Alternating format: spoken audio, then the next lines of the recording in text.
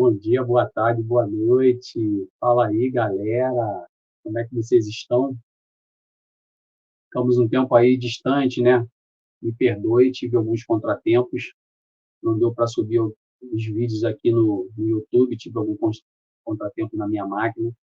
Mas estamos de volta. A nossa viagem continua, a viagem do estudo da escatologia bíblica. E estou com saudade da gente estar aqui junto, estudando um pouquinho mais desse conteúdo, que é um conteúdo fantástico, é um conteúdo escatológico, né?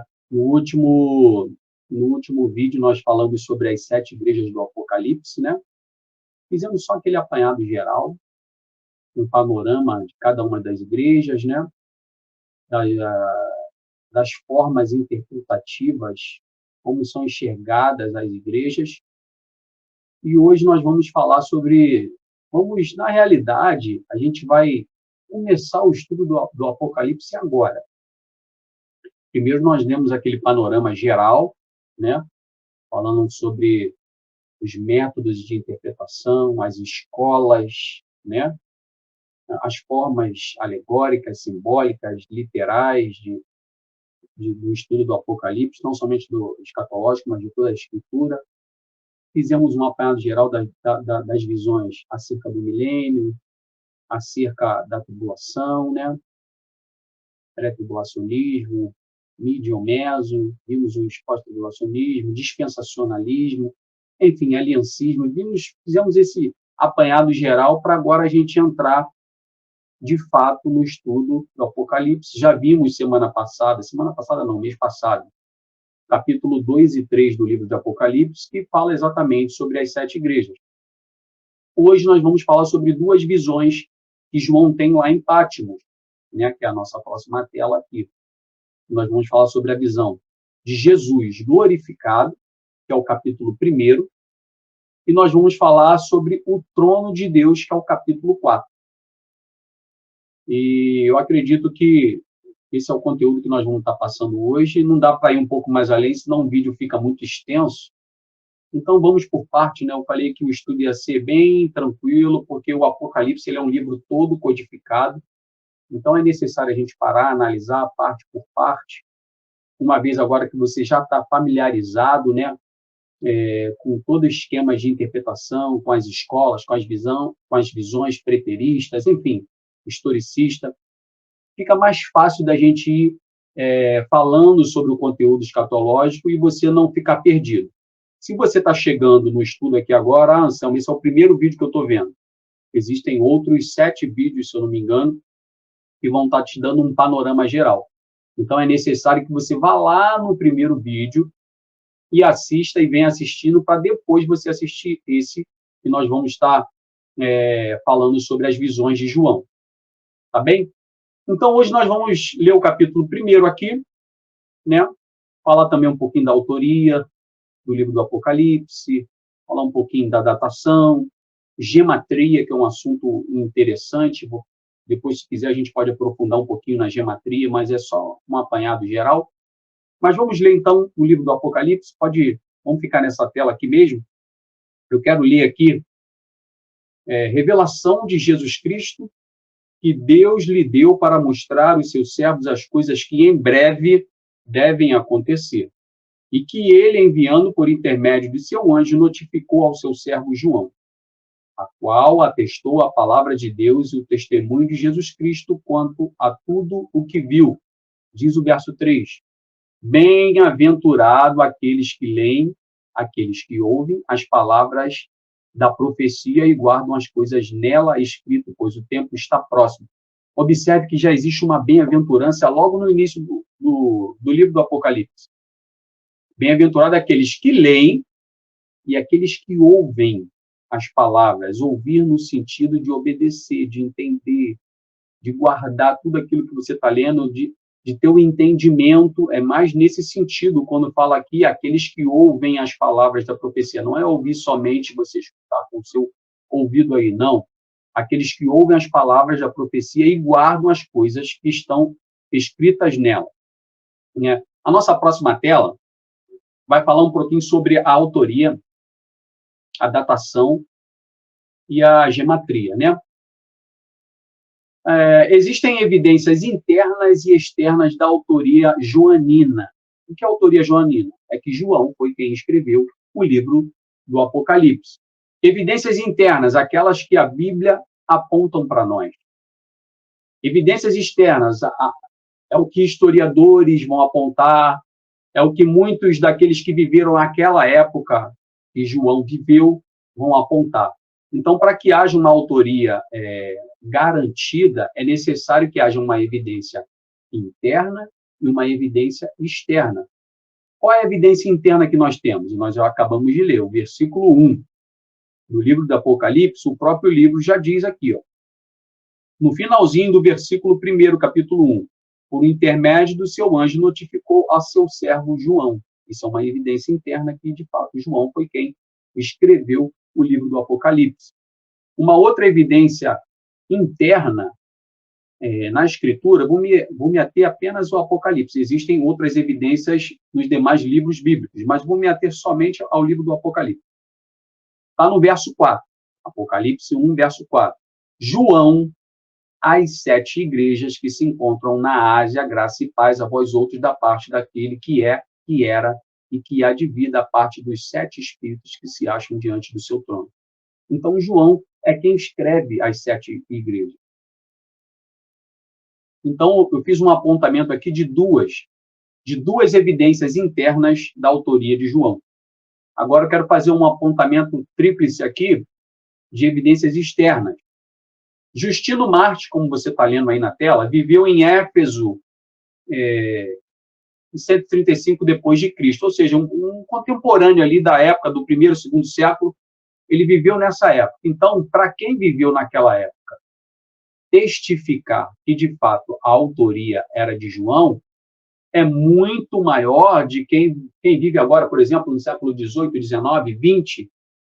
O testemunho de quem viveu mais próximo do fato ocorrido é um testemunho mais eficaz e é um testemunho que a gente leva em alta consideração. É assim que as evidências externas são consideradas. Quanto mais próximo do fato ocorrido, a evidência ela se torna mais confiável, né? Podemos colocar dessa forma. O cano muratoriano, que era também um escrito muito considerado à época, também afirma a autoria joanina do livro do Apocalipse. E também Irineu, que era um discípulo de Policarpo, também afirma a autoria joanina do livro do Apocalipse. Então, eu te dei duas evidências internas na Bíblia, no próprio livro do Apocalipse, e te dei 3 evidências externas da autoria joanina do livro do Apocalipse. A tradição da igreja primitiva, ela diz que o livro do Apocalipse foi escrito por volta de 81, 91 depois de Cristo. Existem muitas divergências com relação à data. Quando muitos escritos foram perdidos, quando Jerusalém foi destruída, muita coisa foi perdida quando a cidade foi invadida, muita coisa foi perdida. Então, existia um hiato de tempo ali que não conseguia comprovar muitas coisas. Então, por isso que as datações, não só do livro do Apocalipse, mas de outros livros, elas nunca são precisas. Tem sempre um espaço aí de 5 a 10 anos, às vezes um pouquinho mais, exatamente por causa dessa lacuna, que não tem como comprovar em virtude de muita coisa que se perdeu. Jerusalém foi destruída diversas vezes, mas na última em especial no ano 70, quando foi destruída, muita coisa se perdeu. Então, as datações elas ficaram um pouco comprometidas. Por isso que a gente dá esse tempo de 81 a 91, tem gente que crava 95 depois de Cristo, mas a tradição da igreja primitiva coloca aí uns 10 anos da datação do livro do Apocalipse. O livro ele é farto de símbolos numéricos, né? E uma ciência muito usada naquela época era a ciência da numerologia, da Cabalá, né? Denominada gematria. Ou seja, os números eles eram usados para expressar conceitos, os números eles eram usados para expressar ideias e princípios. E isso não era uma peculiaridade apenas do povo judeu. Os povos antigos se comunicavam dessa forma. Se você vê até um pouco mais adiante, os incas, eles também se comunicavam muito com símbolos, com números, os astecas, e muitos povos da antiguidade se comunicavam dessa forma. Então, o Apocalipse, ele é farto nessa numerologia que a gente denomina gematria. Se você quiser conhecer um pouquinho mais sobre gematria, coloca aí nos comentários. Eu gostaria de entender um pouquinho mais sobre a gematria, sobre a numerologia cabalística. Eu gostaria de conhecer um pouco mais sobre isso, Anselmo. Se você tiver interesse, coloca lá nos comentários, eu quero ver as interações lá, e eu vendo que tem uma boa interação, prepararei também um material com relação à gematria, para a gente estar estudando mais à frente. É um assunto muito legal, porque a Bíblia é farta. Se você não sabe o alfabeto hebraico, cada letra tem um número, e cada número tem um significado, cada letra tem um significado. Então, tudo isso, para nós, numa cultura mais ocidental, não há um entendimento muito aberto. Mas para o judeu, naquela época, que entendia muito bem dessa numerologia, para ele era muito mais fácil pegar e ler essa carta, porque ele entendia muito bem da gematria. Ele entendia muito bem dessa simbologia. Então, era mais fácil para um judeu, ou até mesmo para os gregos daquela época, para os povos de outra etnia, entenderem, porque isso era comum a eles. Isso era muito comum a eles. Para nós, a gente precisa estudar um pouquinho mais a fundo para poder entender alguns símbolos, alguns números, o porquê daquele número. E o Apocalipse, ele é farto nessa numerologia, nessa gematria, é farto. Como eu falei, o Apocalipse é repleto do capítulo 1 até o último capítulo, você vai ver a gematria atuando no livro do Apocalipse. E em outros livros da Bíblia, de igual forma. 12 tribos, 12 discípulos, 40 anos de Moisés no Egito, 40 anos no deserto, 40 anos depois ele volta para libertar o povo, 30 anos, você vai ver a Trindade, você vai ver são números, 24 anciãos, a gente vai falar um pouquinho sobre isso hoje. Então, essa numerologia, a gematria bíblica, ela é farta no livro do Apocalipse. Se eu fosse você, eu estudaria um pouco sobre isso, que é muito interessante. Se você quiser, coloca aí nos comentários que a gente prepara esse conteúdo. Então, é importante a gente entender, e aí a gente volta um pouquinho às aulas anteriores, que muita coisa é literal, mas muita coisa ela é simbólica. Lembra que a gente falava muito sobre isso? Não tem como nós olharmos alguns relatos do Apocalipse e entender aquilo ali de forma literal, uma espada que sai da boca. Não tem como entender isso de forma literal. Tudo tem uma simbologia, mas que traz uma verdade literal. E é isso que a gente precisa entender. Por isso que eu fiz questão de dar um panorama antes, para que você pudesse entender agora, quando a gente vai ver versículo por versículo. Na nossa próxima tela, a gente vai entrar, então, na visão de Jesus glorificado. João, ele está ali na ilha de Patmos. Ele é exilado durante 4 anos na ilha de Patmos. Quem mandou João para lá? Ele foi colocado lá a mando do imperador Domiciano, que era o imperador à época de João. João, ele morre em Éfeso por volta de 103 depois de Cristo, de morte natural. Você não sabe, a maioria, quase todos os discípulos morreram martirizados, cerrados no meio, crucificados, cabeça para baixo, que foi o caso de Pedro. Mas João, ele morre de forma natural. E João, ele foi aquele que foi o último. E no linguajar nosso, João era uma batata quente na mão desses governantes da antiguidade. Tentaram matar ele, jogaram ele num caldeirão fervente, ele sobrevive a isso. E então o imperador Domiciano exila João, então, na ilha de Patmos, que era um exílio para presos de alta periculosidade, mas João é exilado lá. Mas depois ele sai de lá e morre em Éfeso, por volta de 103 depois de Cristo. E Apocalipse 1:9 vai retratar exatamente sobre isso. Apocalipse 1:9 diz o seguinte: Eu, João, irmão vosso, e companheiro na tribulação, no reino e na perseverança em Jesus, achei-me na ilha chamada Patmos por causa da palavra de Deus e do testemunho de Jesus. Ou seja, por causa do testemunho, da pregação do evangelho. E ele coordenava igrejas na Ásia, tanto é que ele envia para as igrejas da Ásia as cartas, a qual o próprio Deus manda ele enviar, né? Jesus manda ele enviar as cartas às igrejas da Ásia, que eram igrejas que ele se dedicava, que ele orientava, que ele, de certa forma, pastoreava essas igrejas, coordenando, ainda que não presencialmente, mas de longe, através de cartas. Era comum ele se comunicar com as igrejas através das cartas. Então, por causa dessa pregação, e como eu falei, ele era a batata quente na mão desses governantes, ele é exilado lá. E lá o Senhor se mostra para ele, e é isso que nós vamos ver no estudo de hoje, que é a visão de Jesus glorificado. Um pouco mais adiante, o verso 10 diz o seguinte, né? Achei-me em espírito. Aqui a gente não sabe se ele teve um êxtase, ou ele tem uma visão aberta, ou se ele é arrebatado em espírito. A Bíblia não deixa isso claro, e até mesmo os estudos não deixam isso muito claro.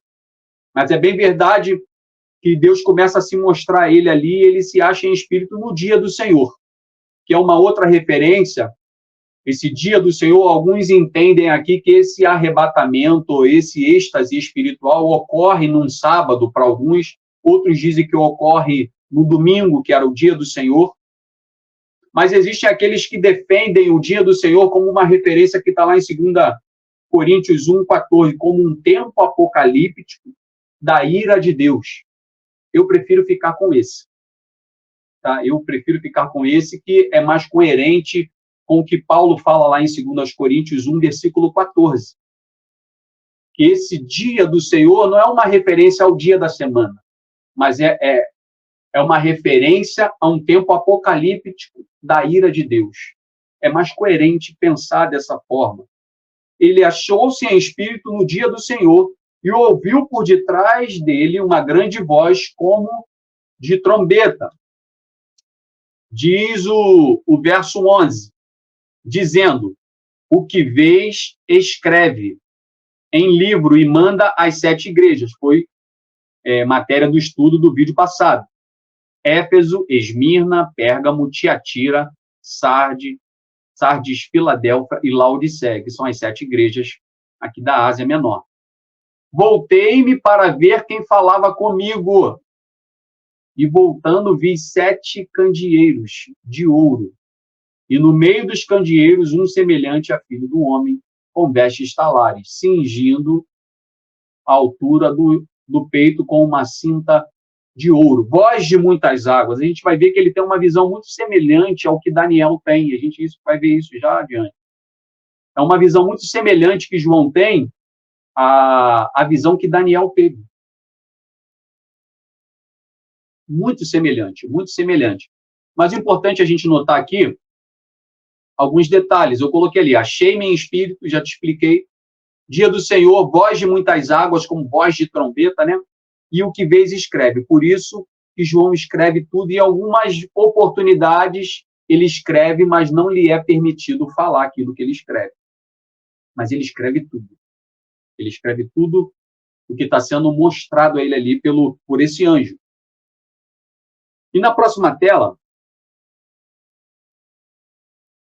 nessa imagem que você está vendo aí agora, é exatamente a visão que João teve quando ele virou e olhou, e que Daniel também teve, né? E as visões são bem... A gente vai fazer um comparativo mais à frente de como Daniel viu e de como João viu. Até os termos são bem semelhantes. Os termos que cada um deles usa é bem semelhante quando você compara um ao lado do outro, é o que a gente vai fazer aqui mais à frente, nas próximas imagens que você vai ver aqui.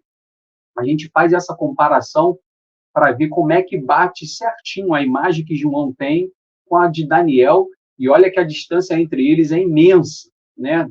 Séculos. Mas a visão que Deus dá a Daniel lá atrás é a mesma que Deus dá mais adiante ao apóstolo João. E eu queria reforçar algo aqui. João, quando ele está recebendo o Apocalipse, ele não está recebendo o Apocalipse em ordem cronológica. Isso precisa ficar claro, né? Eu quero ser repetitivo aqui e dizer isso. Porque, às vezes, você, quando está lendo o livro do Apocalipse, agora a gente está vindo aqui, capítulo 1, capítulo 2, capítulo 3, capítulo 4, agora, especificamente, a gente está aqui no Apocalipse 1, que é a visão do Cristo glorificado, mas a visão de cada uma dessas coisas, embora no Apocalipse esteja aqui capítulo 1º, capítulo 2º, mas João não recebe nessa ordem cronológica. Ele recebe, é como se fosse um quebra-cabeça de muitas peças, ele recebe todo esse quebra-cabeça e o Senhor vai entregando para ele partes. Tanto é que tem coisas que nós estamos lendo aqui, que lá em Apocalipse 20 está falando a mesma coisa. Então não tem como colocar em ordem cronológica. É claro que para didática, para nível de estudo, para ser uma coisa mais prática, eu estou começando aqui. Vamos estudar Apocalipse 1, já estudamos o 2 e o 3, que a gente falou sobre as 7 igrejas, que foi o último vídeo que nós vimos. Nós vamos ver daqui a pouco o capítulo 4, mas é importante você entender que o João não está recebendo em ordem cronológica. Então, algumas coisas que nós vamos falar aqui, ou algumas coisas que nós já falamos, se referem a coisas que ainda não aconteceram dentro de uma linha cronológica, tá? Então, eu estou fazendo aqui o mesmo papel que o anjo fez com o João. Estou entregando peças a vocês e a gente vai montando esse quebra-cabeça, que é o quebra-cabeça escatológico, para a gente poder entender um pouquinho. Então, quando a gente olha para essa imagem, e eu quero ler Apocalipse 1, do verso ao 12 ao verso 20, para a gente entender. Não vai ser projetado aqui não, mas você ouça, se você tiver com a sua Bíblia aí, abra ela, Apocalipse 1, nós vamos ler aqui do 12 ao 20, que é a descrição dessa visão. Voltei-me para ver quem falava comigo, e voltando vi 7 candeeiros de ouro. E no meio dos candeeiros, um semelhante a filho do homem, com vestes talares, cingindo a altura do peito com uma cinta de ouro. Observe. A sua cabeça e cabelo eram brancos como alva lã, como neve, os olhos como chama de fogo. Os pés semelhante ao bronze polido, como que refinado numa fornalha. A voz como voz de muitas águas. Tinha na mão direita 7 estrelas, e da boca saía uma afiada espada de 2 gumes. O seu rosto brilhava como o sol na sua força. Quando o vi, caí a seus pés como morto. Porém, ele pôs sobre mim a mão direita, dizendo, não temas, sou o primeiro e o último, aquele que vive. Estive morto, mas eis que estou vivo pelos séculos dos séculos, e tenho as chaves da morte e do inferno. Escreve, pois, as coisas que viste, e as que são, e as que hão de acontecer, e depois destas, observe, as coisas que são, as coisas que hão de acontecer, e as coisas que hão de acontecer depois destas, ele está narrando ali naquele momento. Então, existe todo um sistema, toda uma narrativa envolvendo aquela visão. Quanto ao mistério das 7 estrelas, e aqui ele já desvenda uma coisa da própria visão que ele está dando a Daniel, e ele desvenda aqui para João. Para Daniel ele não desvendou, mas para João ele fala, quanto ao mistério das 7 estrelas que vistes na minha mão direita, e aos 7 candeeiros de ouro, as 7 estrelas são os anjos das 7 igrejas. E os 7 candeeiros são as 7 igrejas. Então, ele já deixa claro aqui no verso 20 o que representa os candeeiros e o que representa as 7 estrelas. Já fica claro aqui, ele já não precisa nem da gente ficar tentando entender o que quer dizer aquilo. Porque no próprio versículo 20 aqui, de Apocalipse 1, ele já diz o que é.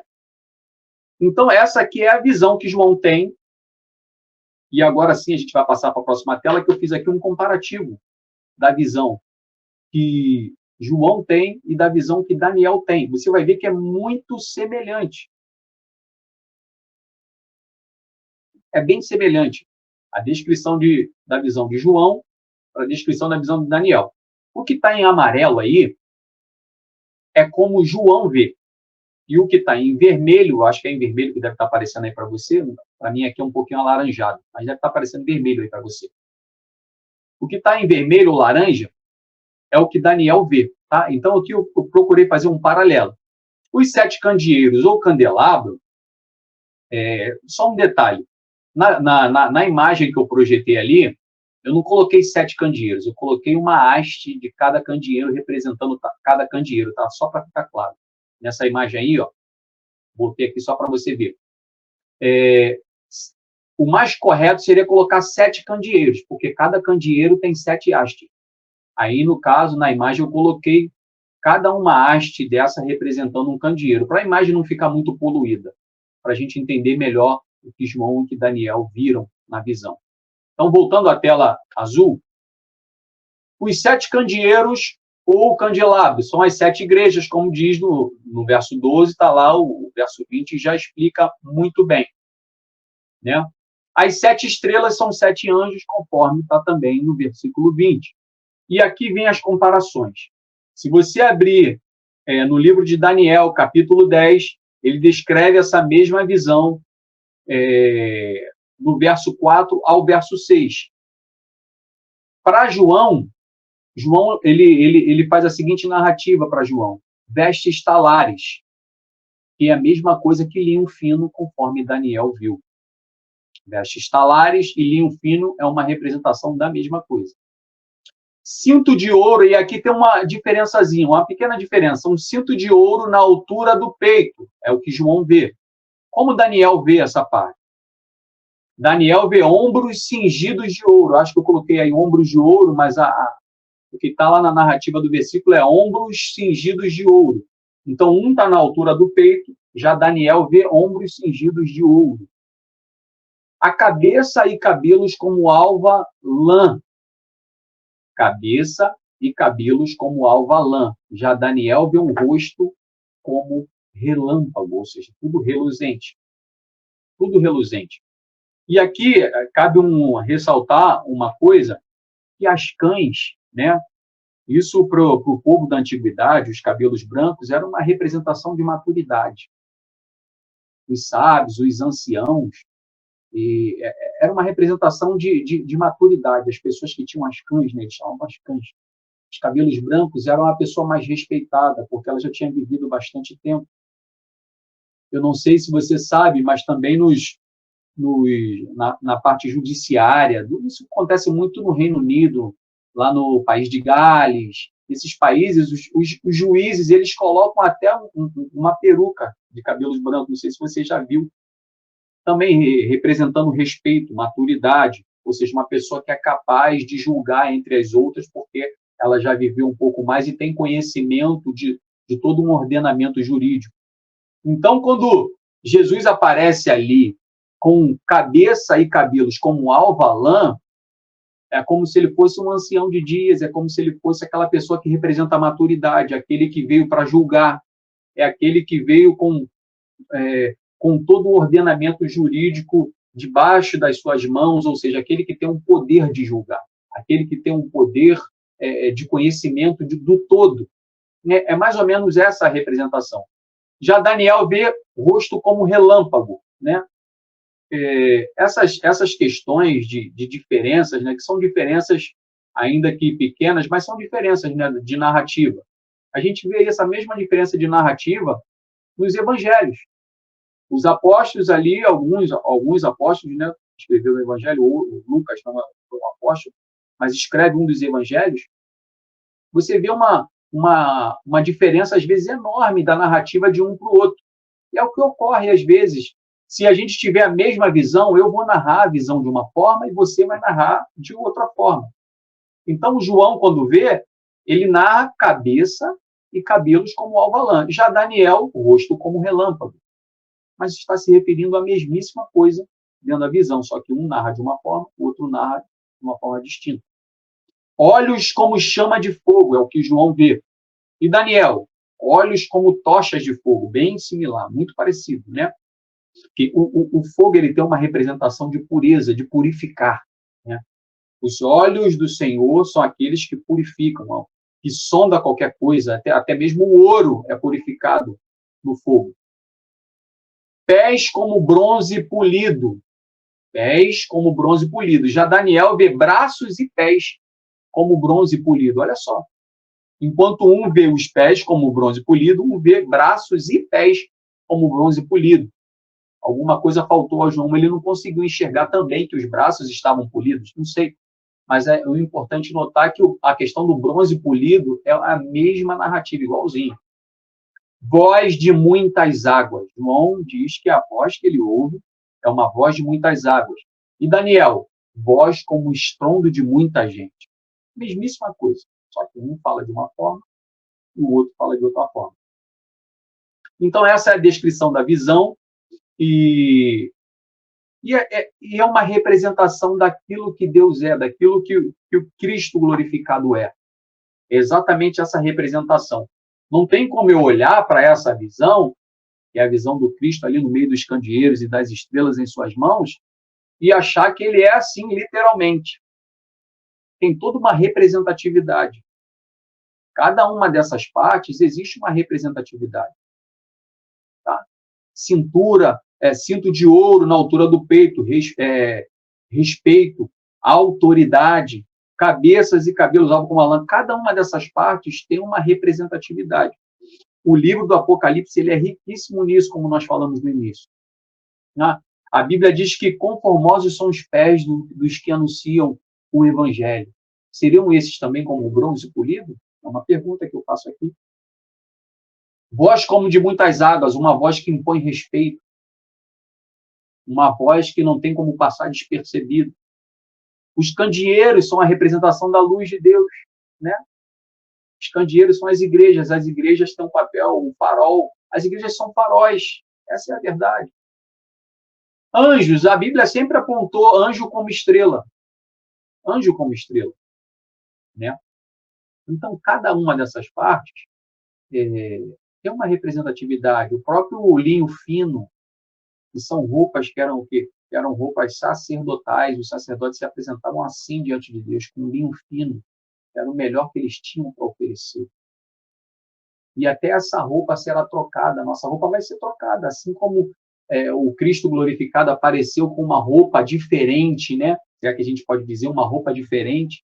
Um corpo glorificado, um corpo diferente. Nós também vamos ser revestidos com um corpo diferente, com uma roupa diferente. O próprio livro do Apocalipse também fala isso. Na próxima tela, a gente vai entrar agora, vamos pular lá do capítulo 1 para o capítulo 4. Por que a gente pulou o capítulo 2 e 3, ancião? Porque o capítulo 2 e 3 faz uma referência às igrejas do Apocalipse. São as 7 igrejas que nós já vimos no vídeo anterior. Se você quiser ver o vídeo anterior, a gente fala sobre a igreja do Apocalipse. Eu fiz questão de colocá-las primeiro, né? Está lá no capítulo 2 e no capítulo 3. Hoje a gente vai falar a visão do Cristo glorificado e a visão do trono de Deus. Vamos ler Apocalipse 4. Não vai ser projetado aí, eu vou ler aqui. Verso 4, 2 e 8. Também toda essa imagem aí tem uma representatividade, tem uma representação, é um símbolo que vai representar, cada uma dessas partes vai representar algo. Apocalipse 4, verso 2 a 8. Eu vou ler do verso 1, tá? Para ficar melhor aqui. Depois destas coisas, olhei, e eis não somente uma porta aberta no céu, como também a primeira voz que ouvi. A voz como de trombeta ao falar comigo, a voz como estrondo de água, a voz de muitas águas, né? Dizendo, sobe para aqui. Isso aqui tem um caráter de elevação espiritual, tá? João, ele já está num plano espiritual, só que ele vai ser elevado ainda mais. Sobe para aqui. Quando João está tendo a visão do Cristo glorificado, você já imagina, ele está no céu. Só que depois, uma voz diz para ele, sobe para aqui, ou seja, ele está sendo elevado ainda mais, Deus está levando ele ainda mais profundo na visão, vendo aquilo que quer mostrar a ele. Sobe aqui e te mostrarei o que deve acontecer depois dessas coisas. As coisas que já foram narradas anteriormente. E, imediatamente, eu me achei em espírito. Eis armado no céu um trono e no trono alguém sentado. Achei-me em espírito. Eu não tenho visão aberta, nunca tive o dom de visão, mas normalmente quando você vai ouvir um relato de alguém que teve uma visão, normalmente é assim, são telas que vão se abrindo e fechando. Às vezes você está num ambiente e daqui a pouquinho o espírito te leva para um outro ambiente. Eu estou falando aqui de narrativas que já ouvi, de quem já teve visão do céu, de coisas espirituais. Normalmente as visões são desenroladas dessa forma. Você está num local e de repente você é arrebatado para um outro local e diante dos teus olhos já é uma outra imagem que se mostra. É o que está acontecendo com João aqui. Ele está ali tendo a visão do Cristo glorificado e, de repente, ele sobe para um local, a vista dele se abre e ele já vê um trono. E imediatamente me achei, diz o verso 2, em espírito, e eis armado no céu um trono, e no trono alguém assentado. Seria esse o trono do juízo branco, que está mais adiante, por isso que eu falo que não existe uma ordem cronológica, ele vê o trono de Deus. E neste trono alguém, ele não diz quem, mas tem alguém sentado. E esse que se acha sentado é semelhante no aspecto à pedra de jaspe e de sardônio. Ao redor do trono há um arco-íris semelhante no aspecto à esmeralda. Ao redor do trono há também 24 tronos, a gente vai falar sobre isso.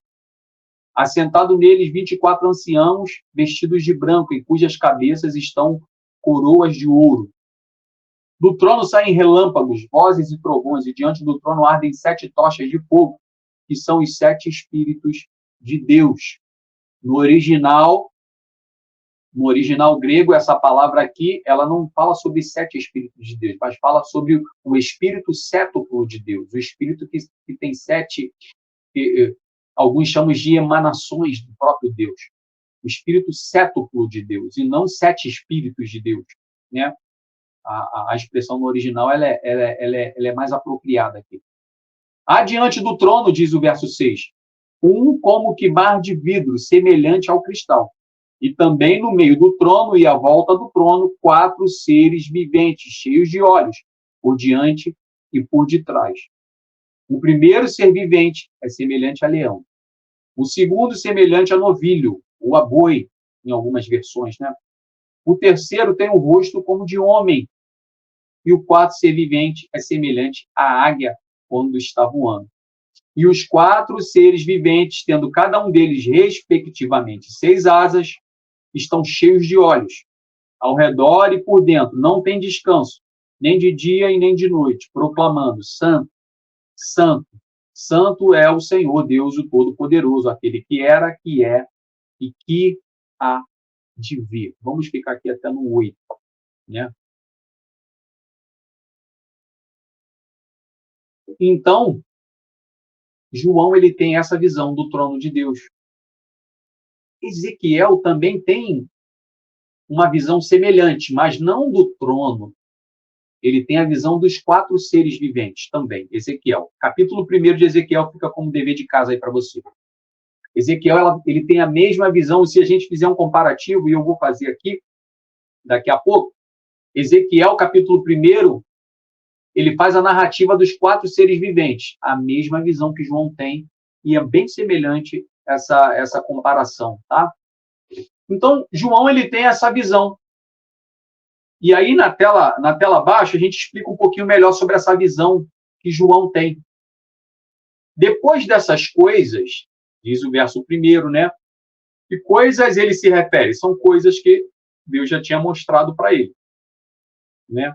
A primeira voz, sobe para aqui, no verso 1, é aquela questão que eu falei, João está sendo elevado a um plano mais elevado do que ele já estava, os olhos dele se fecham dentro da visão do Cristo glorificado e já se abrem numa outra visão. Alguém assentado, quem é este que está assentado? É o trono de Deus, Deus está sentado, mas Deus não se mostra a ninguém. João não consegue ver. Os anjos estão ali, não conseguem ver. Ninguém vê a face de Deus, segundo a própria palavra nos informa. 24 tronos, 24 anciãos e coroas de ouro, diz o verso 4. Então, lembra da gematria que eu falei no começo? O que é a gematria? Você já esqueceu? Não, a gematria, os números, eles eram usados para expressar conceitos e ideias e princípios. 24 tronos, eles têm uma representatividade muito, muito importante e existe até um consenso nesse sentido aqui, que 12 são as tribos, representam o povo de Deus do Velho Testamento, do Antigo Testamento. E 12 são os apóstolos do Novo Testamento, representando o povo de Deus no Novo Testamento. 24 tronos, 24 anciãos. Então tem essa representatividade. 12 tribos, 12 apóstolos, uma representatividade tanto do povo do Antigo Testamento como do povo do Novo Testamento, né? As 12 tribos representam o povo de Deus do Antigo Testamento e os 12 apóstolos representam o povo do Novo Testamento. 24 tem uma representatividade também, que eram os turnos dos sacerdotes, conforme está lá em 1 Crônicas 24, versículo 1, e do 7 ao 19. Você vai ver, os turnos dos sacerdotes eram 24, e eles se revezavam na adoração e no serviço. Na adoração e no serviço. Lembra da oração do Pai Nosso? Assim na terra como no céu. Você acha que Deus não é adorado no céu também, da mesma forma que ele era adorado no templo? Igualzinho. Só que lá eles ficam constantemente, santo, santo, santo, santo ao Senhor. E eles são imortais. O eterno e a sua criação, eles têm a eternidade para louvar constantemente. E aqui, os sacerdotes se revezavam. Eram 24 os turnos dos sacerdotes, eles se revezavam. Então, cada uma dessas partes tem uma representação. Um cinto de ouro na altura do peito, ombros de ouro, é a visão do trono de Deus. Cabeças e cabelos como alva lã, rosto como relâmpago. Igualzinho a visão, né? Que aqui também está em comparação, a visão de Daniel e a visão de João. Na próxima tela, a gente vai falar sobre os 7 Espíritos de Deus, que da João Ferreira de Almeida, na tradução, coloca 7 Espíritos de Deus. Mas se você buscar na tradução original, lá do grego, é o Espírito Cétuplo de Deus. Alguns estudiosos dizem que são 7 emanações de Deus. São coisas que advêm do Eterno, coisas que vêm do próprio Deus. 7 Espíritos de Deus. E o 7, ele tem uma representação de plenitude, aquilo que é pleno. Ou seja, o Espírito pleno de Deus. Ou seja, toda a plenitude do próprio Deus, do Eterno. É uma representação de tudo aquilo que ele é. De tudo aquilo que ele é. Mar de vidro, diz o verso 6, semelhante ao cristal. Aqui, alguns estudiosos, né, alguns entendem esse mar de vidro como um mar de pessoas com vestes resplandecentes, então eles tinham aquela visão como uma visão de um mar de vidro, né? Alguns entendem que são as pessoas que estão diante do trono com vestes resplandecentes, daria essa impressão de um mar de vidro. E alguns entendem que, de fato, é um mar de vidro, literal, que existe diante do trono, ou semelhante ao cristal, alguma coisa que se assemelha ao cristal. Eu acho bem coerente essa questão de um mar de vidro semelhante ao cristal serem as pessoas que estão diante do trono com vestes resplandecentes. Seria algo bem coerente dizer, né? Mas é algo para você pensar nessas duas vertentes de interpretação. Os 4 seres viventes, quem são eles?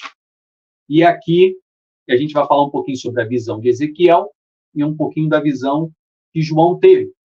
Eu já estou terminando, eu sei que o vídeo vai ficar um pouquinho mais extenso hoje, mas é necessário a gente fazer esse comparativo. Existem 3 principais interpretações com relação a esses 4 seres viventes, tá? 3 principais. Vou passar as 3 que são as mais correntes aí quando se fala desses 4 seres viventes. Primeiro, que alguns dizem que são querubins, conforme é narrado por Ezequiel. Só que se você ler o livro de Ezequiel, capítulo 1, você vai ver que ele diz que são 4 asas. E no livro de Apocalipse, João narra que são 6 asas. Por isso, alguns acreditam serem estes seres serafins, conforme está lá em Isaías, capítulo 6, que tinham 6 asas. Só que a visão mais coerente e a mais aceita é que, de fato, esses seres viventes são querubins. Porque o aspecto deles, conforme diz lá em Ezequiel, era um aspecto de fogo. E os querubins, os querubes, eles são anjos afogueados. Então, seria mais coerente, sim, de fato, dizer que pode ser querubins. Mas existe a outra parte que entende serem serafins. Ou seja, são seres angelicais. Sendo querubim ou sendo serafim, são seres angelicais. E a primeira interpretação para esses 4 seres viventes, que um tem aspecto de leão, um tem aspecto de novilho, ou boi, e o outro tem aspecto de homem, e o outro a águia, como quando está voando. Isso está lá no verso 7. A primeira interpretação, que esses 4 seres, eles representam toda a natureza criada, conforme diz lá em Salmos 19, verso 1 e 2. Toda a natureza criada, sendo o leão uma representação dos animais selvagens, sendo o novilho ou boi uma representação dos animais domésticos, sendo o homem uma representação da própria humanidade, e sendo a águia aquela que representa todas as aves do céu, ou seja, uma representação de toda a criação, né? O número 4, ele representa a criação. 4 seres viventes. O número 4 na Bíblia, ele representa a criação. Os anjos que estão nos 4 cantos do mundo, tudo isso representa uma criação, um domínio de toda a criação. Então, é uma interpretação muito coerente com aquilo que a Bíblia já apresenta. Mas existe uma segunda interpretação com relação a esses 4 seres viventes, que é uma interpretação que diz que são seres angelicais, de uma classe especial. Aqui, ele, nessa interpretação, não diz se é querubim ou se é serafim, mas diz que é uma classe especial angelical, mas que o leão tem uma representação de força e poder, o novilho ou o boi, ele tem uma representação de serviço humilde, ou seja, aquele que serve de forma humilde. O homem, ele representa os seres racionais, e a águia, agilidade e velocidade. Essa é uma segunda interpretação, um pouquinho similar, né, à primeira. A terceira interpretação desses 4 seres viventes, ela é pouco usual, mas é aceita como uma corrente de interpretação também. O que ela diz, Anselmo? Ela diz que os 4 seres representam os 4 evangelhos, sendo o leão uma representação do evangelho de Mateus, que apresenta Cristo como rei, sendo o evangelho de Marcos, que aqui está na pessoa do novilho, né? Representação do novilho ou boi, apresentando Jesus como servo, aquele que serve. O evangelho de Lucas, aqui como homem, o homem perfeito. E a águia, o evangelho de João, que representa o divino. Então, são essas 3 interpretações aceitas com relação a esses 4 seres viventes, que podem ser, que são enxergados ou como querubins, ou como serafins, ou uma classe angelical especial, né? Que são como os estudiosos colocam essa questão aqui.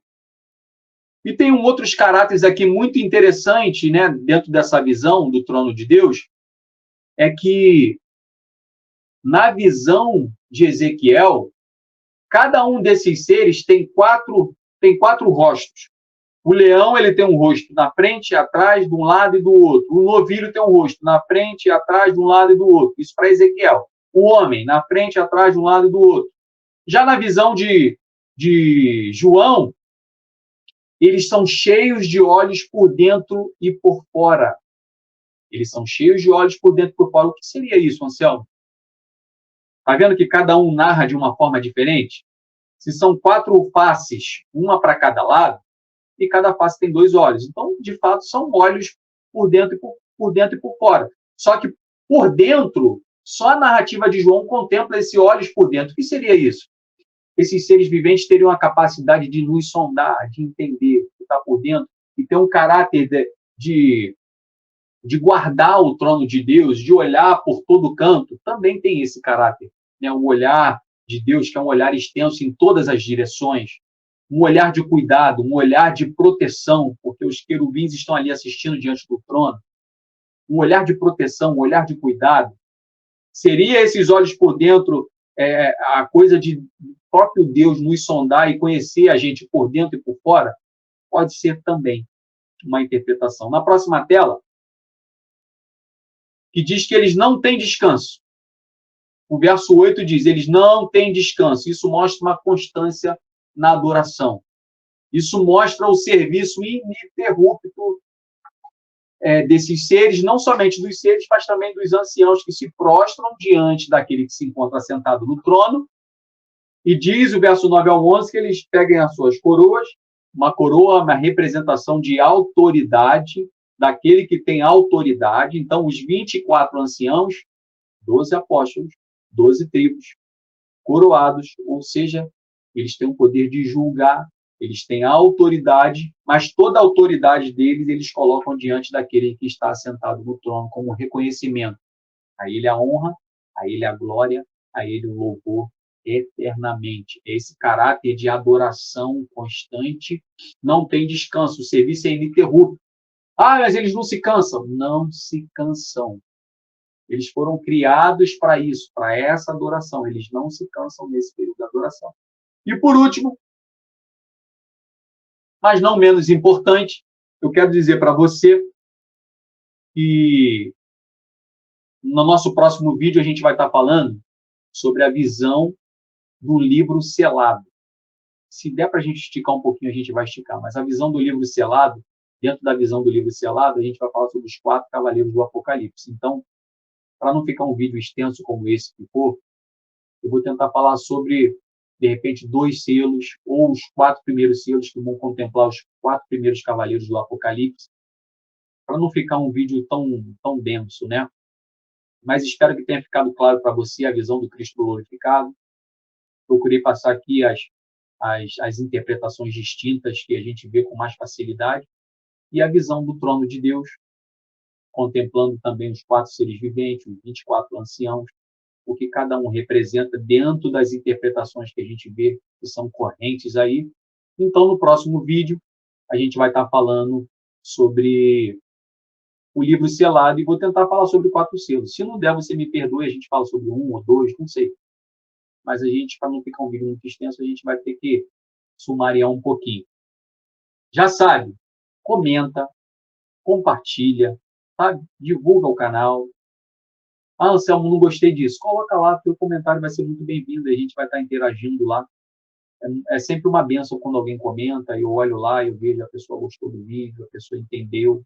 Ou se não entendeu, coloca aí também, que aí no próximo vídeo a gente entra tirando dúvida, né? Essa sempre foi a proposta aqui. Se tiver alguma dúvida, a gente sempre vai trazer no próximo vídeo. Espero que você tenha gostado. Papai do céu te abençoe ricamente. Beijo no teu coração. Deus te abençoe.